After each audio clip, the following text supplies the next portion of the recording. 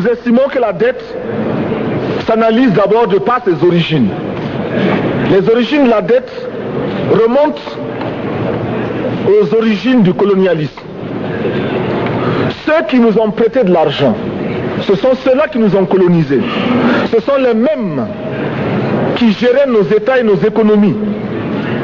Ce sont les colonisateurs qui endettaient l'Afrique auprès des bailleurs de fonds, leurs frères et cousins. Nous étions étrangers à cette dette. Nous ne pouvons donc pas la payer. La dette, c'est encore le néocolonialisme où les colonisateurs se sont transformés en assistants techniques. En fait, nous devrions dire qu'ils se sont transformés en assassins techniques. Et ce sont eux qui nous ont proposé des sources de financement, des bailleurs de fonds internes que l'on emploie chaque jour, comme s'il y avait des hommes dont le bâillement suffisait à créer le développement chez les autres. Ces bailleurs de fonds nous ont été conseillés, recommandés. On nous a présenté des montages financiers alléchants, des dossiers. Nous nous sommes endettés pour 50 ans, 60 ans, même plus. C'est-à-dire que l'on nous a amenés à compromettre nos peuples pendant 50 ans et plus. Mais la dette, c'est sa forme actuelle. Contrôlée, dominée par l'impérialisme. Une reconquête savamment organisée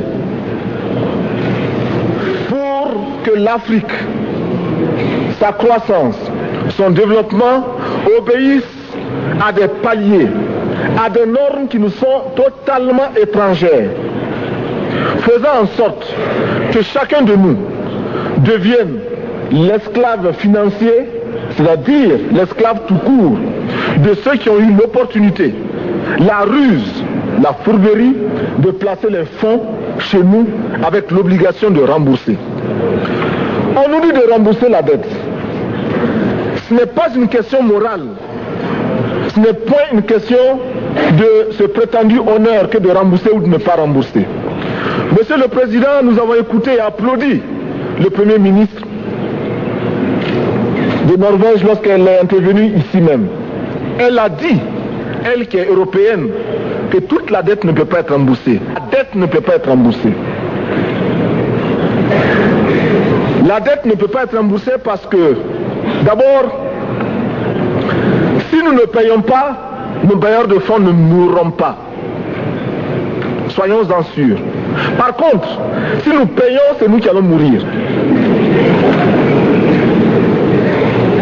Soyons-en sûrs également. Ceux qui nous ont amenés, ceux qui nous ont conduits à l'endettement, ont joué comme dans un casino. Tant qu'ils gagnaient, il y avait plein de débats. Maintenant qu'ils ont perdu au jeu, ils nous exigent le remboursement. Et l'on parle de crise. Non, Monsieur le Président, ils ont joué, ils ont perdu, c'est la règle du jeu. La vie continue.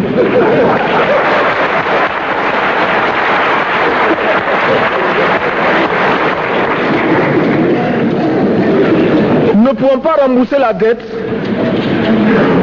parce que nous n'avons pas de quoi payer. Nous ne pouvons pas rembourser la dette parce que nous ne sommes pas responsables de la dette. Nous ne pouvons pas payer la dette parce que, au contraire, les autres nous doivent ce que les plus grandes richesses ne pourront jamais payer, c'est-à-dire la dette de sang. C'est notre sang qui a été versé. On parle du plan Marshall qui a refait l'Europe économique. Mais on ne parle jamais du plan africain qui a permis à l'Europe de faire face aux hordes hitlériennes lorsque leur économie était menacée, leur stabilité était menacée. Qui a sauvé l'Europe? C'est l'Afrique. On en parle très peu. On en parle si peu que nous ne pouvons pas, nous, être complices de ce silence ingrat.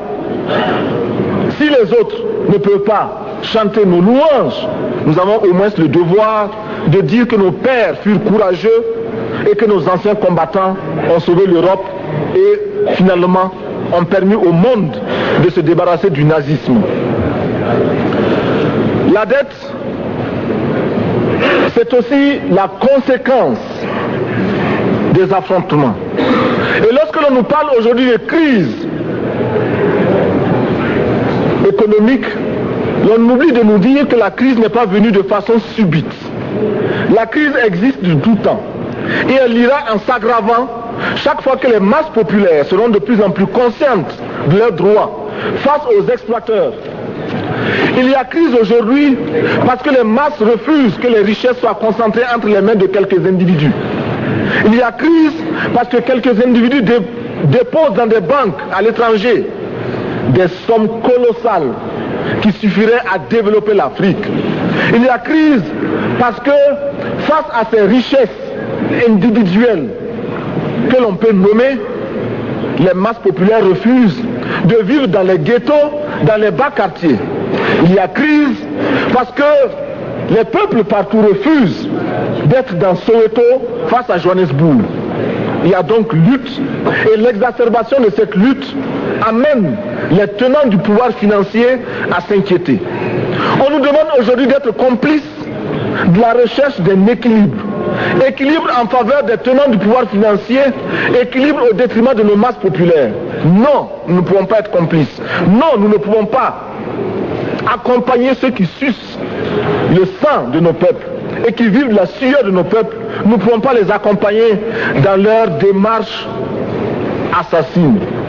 Monsieur le Président, nous entendons parler de clubs. Club de Rome, club de Paris, club de partout.